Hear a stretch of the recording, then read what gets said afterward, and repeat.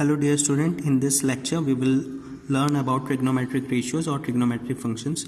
Okay, students, I think all of you know these basic formulas. Suppose this is a line making a certain angle theta starting with this origin, okay, and ending at this point, let's say point P, having a coordinate x comma y. So in this right angle triangle, this is what? Perpendicular, this is hypotenuse, and this is known as base. So we define sine theta in this fashion: perpendicular by hypotenuse, tan theta is perpendicular by base, and so on. All of you know these basic formulas, right? So many of you also know the trigonometric ratio of few standard angles. I think up to 90 degree everybody know the values of this trigonometric functions, but many of you might be confused in order to calculate the trigonometric functions, okay, for a value greater than 90 degree. For example, for 135 degree, for 180 degree, for 3600, for 2700 degrees, like that. Okay, so what we do, we will learn a trick for that. Look here, this is what a Cartesian coordinate system. This is what up to 0 to 90 degree we call this as a first quadrant, this is a second quadrant, this is third, and this is fourth quadrant. Okay, students, in first quadrant all trigonometric functions are always positive. Okay, that means for 0 to 90 degree. Here in second quadrant, that means 90 plus theta. In this quadrant, second quadrant, only sine and cosec functions are positive. In third quadrant, tan and cot are positive. Similarly, in the last quadrant, that is 270 degree plus theta, only cos and sec trigonometric functions are positive. Now we will consider an example. For example, if you want to calculate the value of sine 135 degree, then students, you must be able to split this particular angle either in terms of 90 plus theta or 180 minus theta. It's totally up to you. For example, if I split it in this fashion, sine 90 plus theta, so sine 90 plus theta, all of you know, is always converted into cos theta.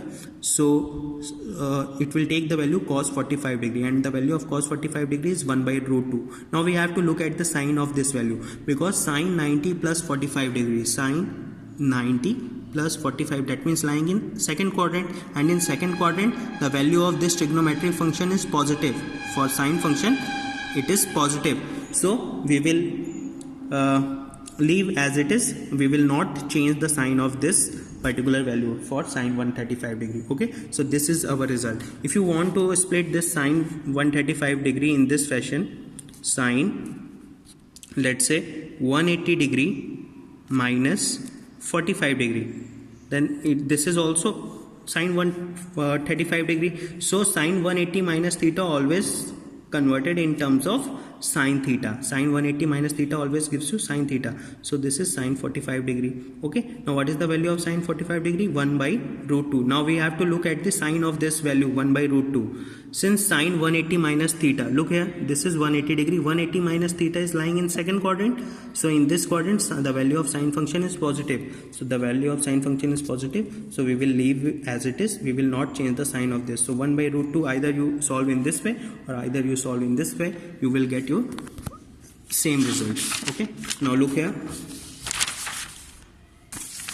Now we have some other important formulas, like you have sine 90 plus minus theta, sine 270 plus minus theta, or you can say in general sine 90 n plus minus theta, where n will take odd values like 1, 3, 5, 7 always, right?